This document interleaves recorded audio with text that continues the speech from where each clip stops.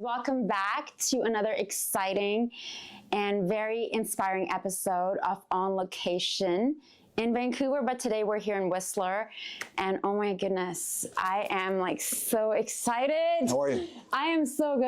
I'm like bursting with energy because my goodness, 2000 February is when I first came to Canada, and I turn on the television, Much Music, and there is this friend sitting right over here with his like dark hair and jewelry, and it was like you and Rick. Still wearing the same stuff actually after all these years. And I don't know if you remember, but like we're gonna do your introduction shortly, but I met you very briefly. I used to have a pixie cut at a CBC media event like 10 plus years ago. In Vancouver? In Vancouver, very cool. Yeah, when they used to do those like big shuttles and they would take you to their sets and all that stuff. And when you guys said yes to be here, I was like, I'm so stoked. Happy to do it. Thanks for having us. Thank you. Dude, I'm just like, I feel so honored to like sit here with you. And like, I think someone posted on social media the other day, they were like a national treasure. And that's exactly it. My friend Nicole Hodges, you did the Men Who Take Baths. Yeah, that's right. Yeah. With her. Yeah. So, George Stroumboulopoulos. How are you? I'm doing so good. Great. I'm so happy. How beautiful is this? Misty mountains, like Zeppelin said, and snow and a little bit of rain. What a beautiful place. Beautiful place, wonderful guest. We're here. We're happy to have you here.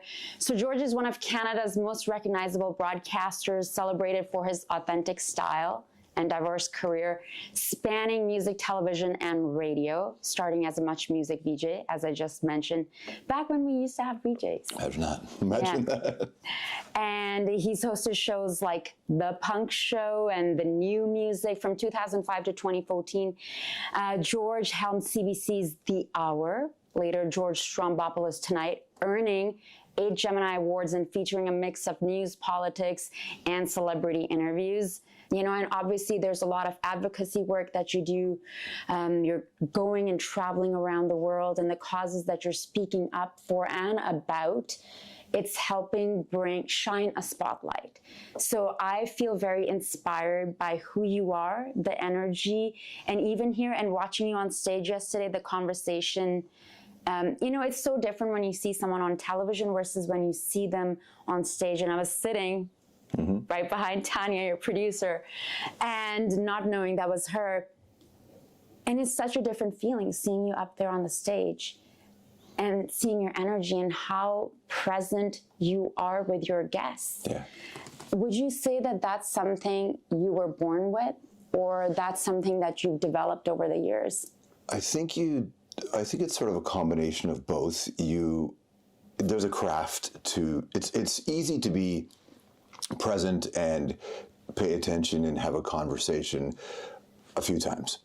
To do 10,000 interviews over 30 years, the consistency, that kind of thing requires a bit of a craft. So you definitely have to do work at it, because when I'm doing a TV show, I'm not only having the conversation with the person, but I'm also thinking about what has to come next, and I'm getting signals from a floor director, and there's just a lot going on. So you are as present as you can be, understanding that the job is to make sure this television show is executed that night. So there's an element of that. But I think if I have any skill in this world, and I don't know that I do, but if I do, it's very easy for me to shut out the outside and just be here with somebody. And I feel like that's something that's been a part of my whole life.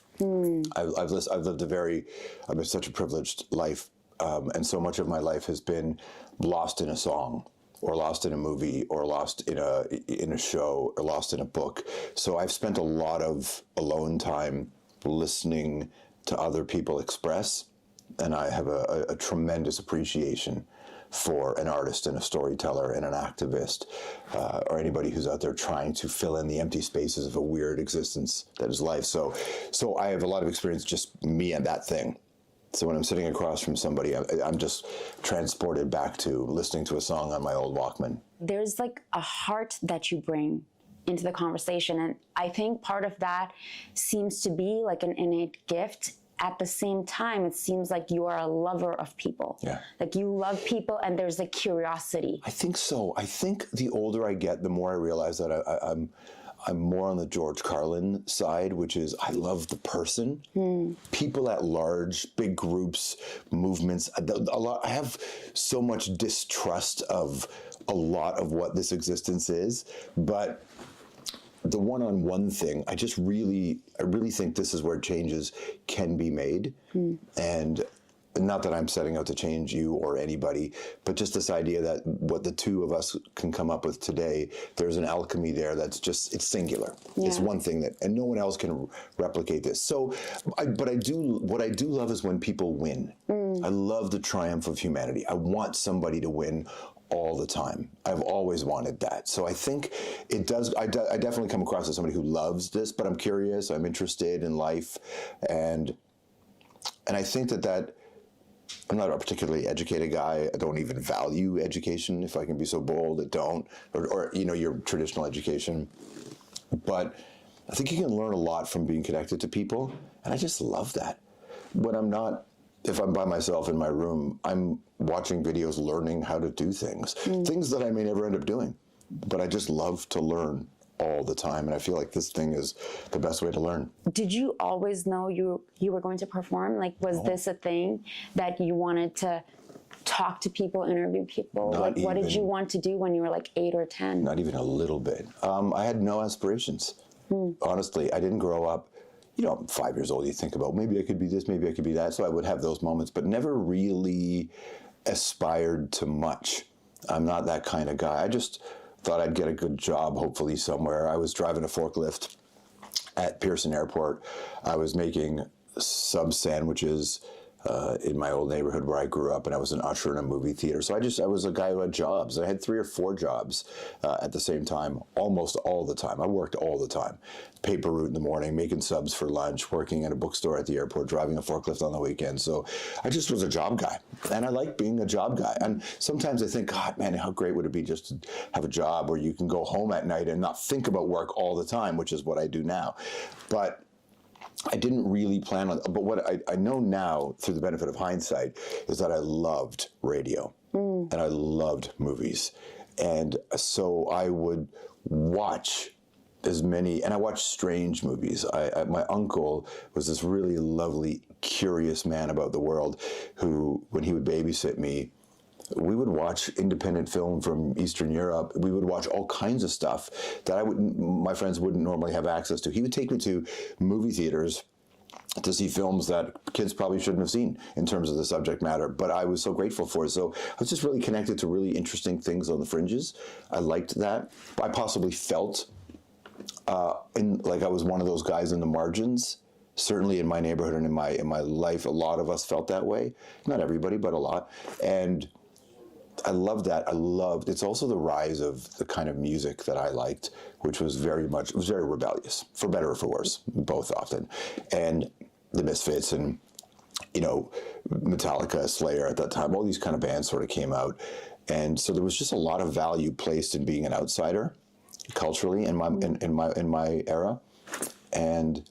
But I wasn't in a good enough position to do that, and I wasn't particularly skilled at anything. And then I got kicked out of art school. I wanted to be an artist, so I wanted to be a visual artist. I wanted to draw. I wanted to be an architect, but I failed the classes you had to pass to get into a career of architecture. I got kicked out of art class, so I didn't have anywhere to go. And I just thought, maybe I'll do this. I was an usher at a movie theater.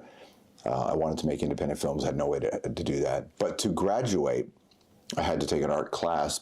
But in my school, there were only 2, and I had been kicked out of the one.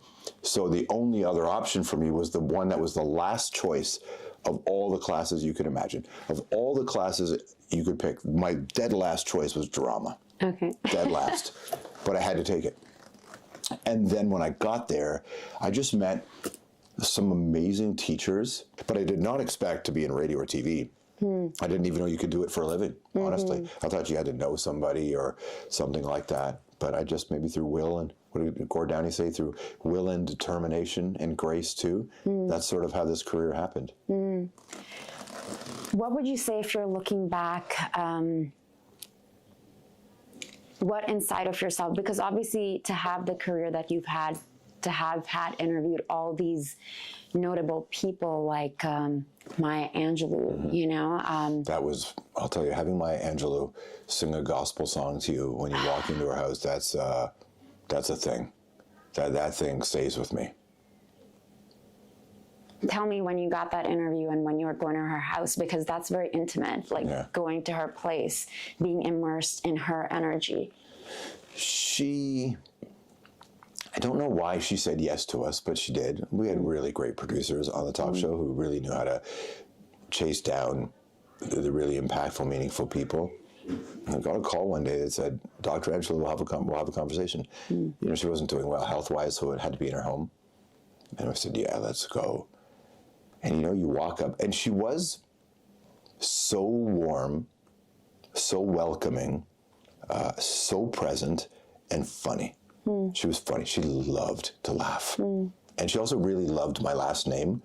You know, she had married to get the name Angelou, apparently, and she loved if somebody kept it. She said, I love a good, strong Greek last name. So she loved my last name, and she liked to say my last name, and it was trippy, man. Yeah. It was really trippy. Yeah. That's really cool. I saw your dad was Greek, that's and right, your mom is Ukrainian. That's correct, yeah. Okay. Yeah. What was that like being raised by your mom? Great. My mom's pretty dope, you know. We have very little in common in practical daily terms, but we have a tenderness towards each other and a love for each other that I think is really maybe the single most instructive thing in my life. The fact that I grew up in a place that maybe in a situation that could go the other way, but my house was filled with love and filled with discipline. My mother did not mess around. My mother was not my friend and was very clear about that. I'm not your friend. My job is to prepare you for this life and the next, she would say. She's very religious. And she's so religious, she doesn't think she's religious. It's a faith, it's a relationship, right? And that, none of that took for me, but love was really important for her, and tenderness was really important for her. Compassion, empathy was really important for her. And I saw her live it in her daily life. So she would tell me these things, but then I would actually see her do it. And I think I'm not the person I am without any of that, definitely. So I feel like I had the best upbringing. I remember my mother saying to me, it doesn't matter how it's supposed to be, the cavalry ain't coming. So you have to do this.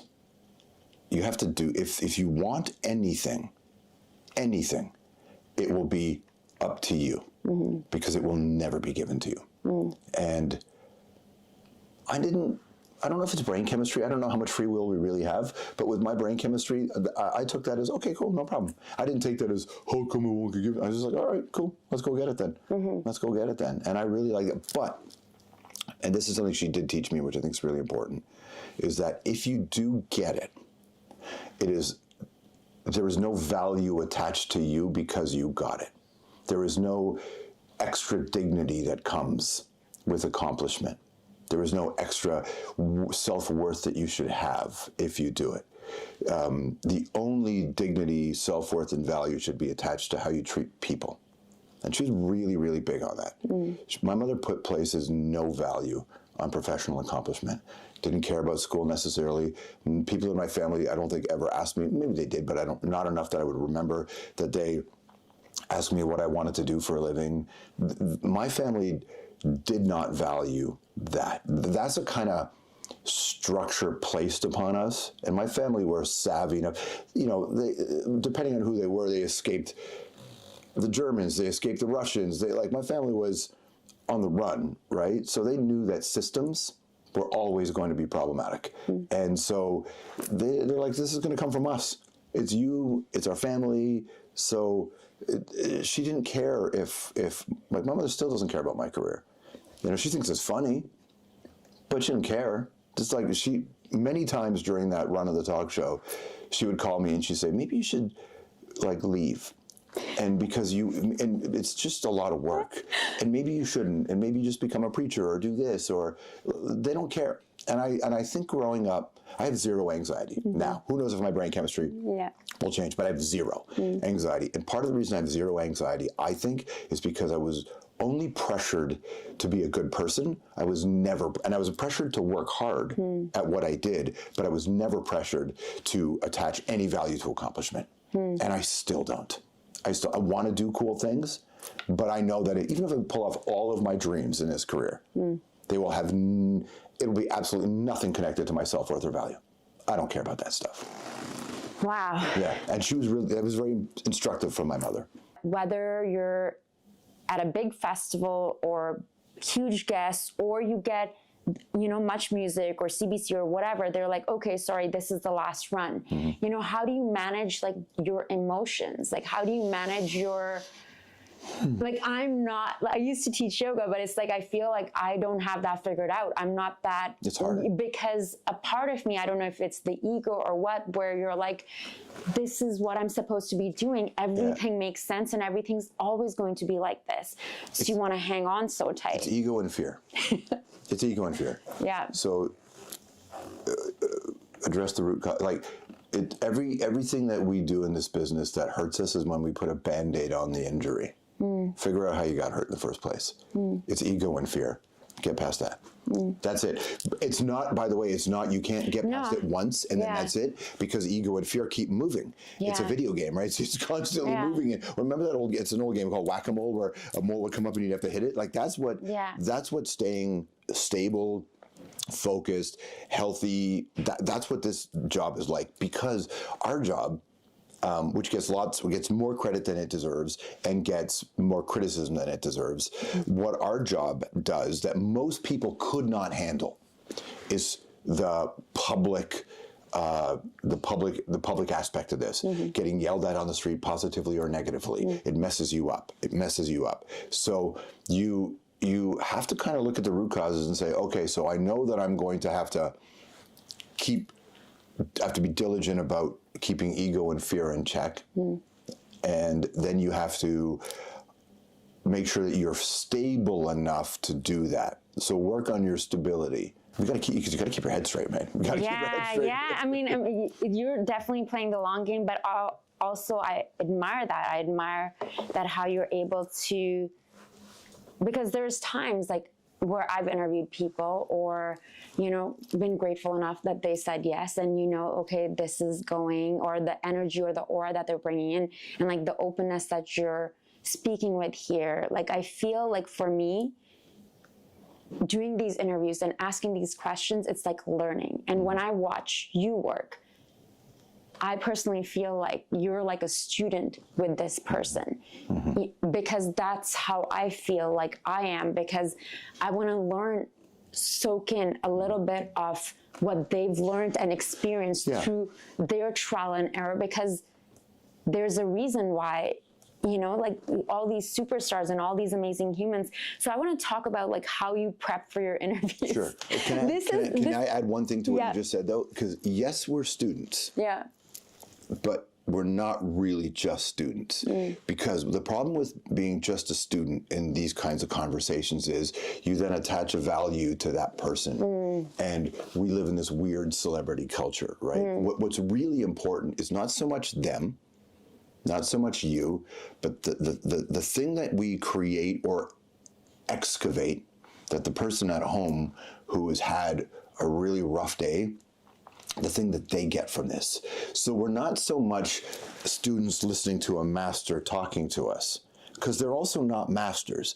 They're not all David Bowies, right? Even the really accomplished ones are also on the grind, on the hustle, on the figure out. They're also on the journey with you. So in a way, they're learning from you as well if you do your job right. What we're really here to do is create that thing for the person who tapped on their phone or their iPad or their computer and watches this. We're doing the thing for them. Yeah. That's what this is really about. So there's an element of being a student, but it's not just about being a student. It's about being a student of the human experience, which involves the people watching. And then sharing that journey with the audience. Yeah. Okay, you were going to ask me. Yeah, I was going to ask you, like, tell me about, for example, if you're going to Maya Angelou's house. Yeah. You get that. You're like, okay, this is going to happen. What is your prep like for something like that? It's a lot of What reading. is your on the day? What is your morning, or what is? Walk me through that. My prep for somebody like Maya Angelou would have happened 10 years before, right? Reading a Maya Angelou book, thinking about the things that she's interested in, being connected to what's happening in the world. You know, because Maya was talking about not just the politics and the heart within, but how it relates to what's out here. So you're always prepping. You're always prepping. I am reading things for no reason other than to learn them or to understand them. And then that thing becomes prep for something I'm going to do in 8 years from now. So there's no just one prep. I remember interviewing one guy in particular, and I knew he was a big glamorous Hollywood guy in a golden era of Hollywood. And I remember knowing that he didn't come from Hollywood. He came from a really small town, and that was kind of built into who his personality is. So I remember one day, lots of people had interviewed him over the course of his career, and I would say if I was going to ask him 20 questions, 10 of those questions everybody else has asked. You know, the same questions everybody would have asked. But there's a handful that would be just mine. You know, that would come from my life or my journey or the team. And so what I did one day, getting ready to interview him, was I went on Google Maps, I looked at his town, and then I went to Street View, and then I just went for a walk. You hit the arrows. And I just walked through the town. I've done this a lot. I just walked through the town, just hitting that button. Because you can get a sense of what's new development, what's old, how long that tree has been there. And I remember he said to me in an interview, or in the green room, I think beforehand, he had mentioned something about, you know, from this, whatever. And I said, oh, yeah, that had like that big tree stump by the post office or something like that, I said. And he looked at me. And it's just because I went on a walk. Dude. Yeah, and I knew that tree stump was clearly from an old tree. Yeah. You know, and I just kind of, and when I threw that out there, I wasn't 100% sure I was right. I was just taking a flyer. And a lot of times in the interviews, I would just make a guess based on acquired information, try to fill in a blank. And it's a high wire act, right? You're on TV and you're like, oh, fuck, if I get this wrong. But you just take a guess, right? And I did that with him. He looked at me. He's like, what? Have you been there? I said, no, but I told him, I said, I Google mapped and I just went for a walk through your town. Because you've been around so much, I just needed to kind of see what you might have seen when you were 8. And so that's how I research. But I have an insane brain. Like, my brain is dumb. Like, I go, pull this, pull that, do this, do that. And then and because it's sort of erratic, I'll be Googling something. Oh, I'm going to go over here, actually. And then I go down that rabbit hole. Then I got to remember to come back to this thing. And then I don't remember everything. But if I can retain about 40% of what I've come across, then I know that I'm ready for anything. Yeah. Right? I know that I'm ready for anything. So I had, on that talk, I had an amazing team. So I was really well prepared. But then anybody can research. This is what I've realized. Everybody has access to essentially the same research. Yeah. Google. Yeah. Uncle Google. Exactly. Essentially. The real art now is what kind of connections can you make with the research? What do you see that maybe somebody else wouldn't see based on your life, based on your experiences, based on something you read 7 years ago, or 2 years ago, based on a conversation you had with somebody else? There's all kinds of ways to do it. So I don't think there's one way, but I think you do have to really dive in and try to understand why the person is the way they are. And just imagine what it would be like for them at a family dinner when they all regress back to who they were when they were 13.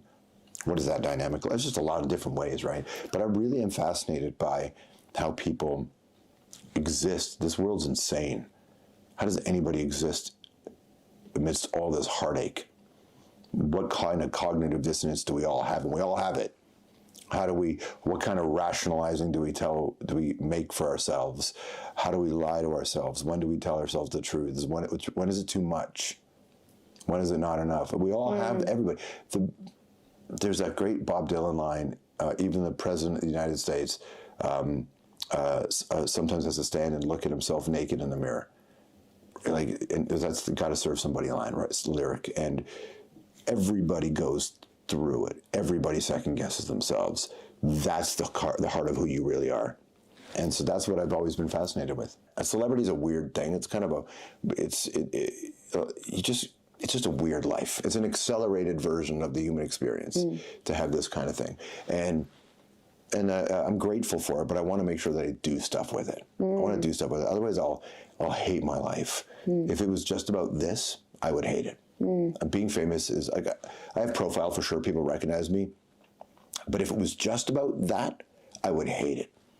And I'm not knocking people who love to be famous. I don't, because I think there's lots of value in it for them. But I would hate it. And I would feel like a fraud if I did it just for that. And I think I grew up listening to a lot of music that really beat into my head, don't be a fraud. And I think it always in TV, you're a version of a fraud sometimes. And I worked for companies in my career where I'm like, God, what am I doing? You know, what is TV really? What is media really? Where, you know, there's going to be an ad pre-roll that runs and we're generating revenue and we're selling sponsorships. Like this, we're in the game. So it's not like we're, you know, pure. We're all part of this system. And I don't think you can do no harm, but I think you can reduce how much harm you cause and you can increase how much good you do. I don't think it's a perfect experience. I think it's all capitalism. I think it's all technology. I think it's all data collection. I think this is the world we live in. So can I do good with it? Yeah, cool. And then that's what I'm going to try to do. It's imperfect, but I try. When you do that, you're also inspiring others to maybe do the same. I feel I hope like so. That's what they should take like, from this, because that's how I learned. Yeah. I saw other people do it. Yeah. Yeah, I saw other people do it. That's the point. Everybody complains about the state of the world, and because the battles are so seemingly insurmountable, and a lot of them are. A lot of them we can't change. We can't stop a war. A tweet I'm going to do isn't going to stop a war. I know that. Sometimes you're going to get hate. Why are you speaking up? Like, it's always like gonna get hate. I was mentioning, I'm like, I feel like from a year ago, like I can't speak on certain things No, you because can't. even If I share a fact, like statistic, it's like my messages are just getting flown out. In my entire career, when we work in humanitarian spaces, in my entire career, I think once like maybe in Syria, sometimes you get attacked for, why are you working abroad? Why aren't you working at home? You get that stuff, but we also work at home. But we don't brag about everything we do. But you know, sharing a humanitarian post to get food for children, you get slayed. It's a very difficult time to talk. Pregnant women.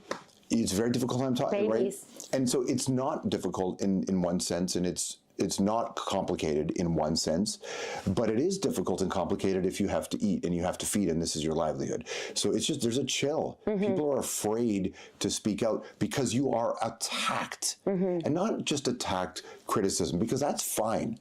I don't mind criticism, but you are actively attacked and your jobs, people are losing jobs. That's what's different, right? Being attacked for taking a position, I don't mind. But it's really, really, there are concerted efforts to make sure that anybody who takes a position is going to face more than just your regular criticism. I've seen it in my life. I've seen it with my friends. I've seen it with other people in this business who have lost jobs because they said ceasefire. Ceasefire. That's it. And so I'm going to get destroyed for saying this. I'm not speaking out nearly enough. I'm not speaking nearly enough. I'm trying to navigate how to do it. I don't know the right way to do it, right? And I think everybody in our position feels really, really unsure of how to be effective. It's very, very tough. It's very, very tough. This is not like other times. 100%. Yeah. You wake up, you're 90 years old, you're looking back on your life. I'm never going to make 90. Well, we don't know. It could be 80, 90. Yeah. Oh my God, no, I'm not going to make 90. Yeah. What do you hope to be remembered for?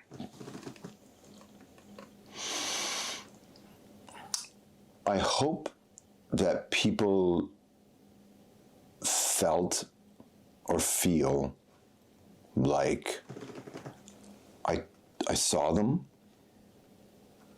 and I took their time seriously.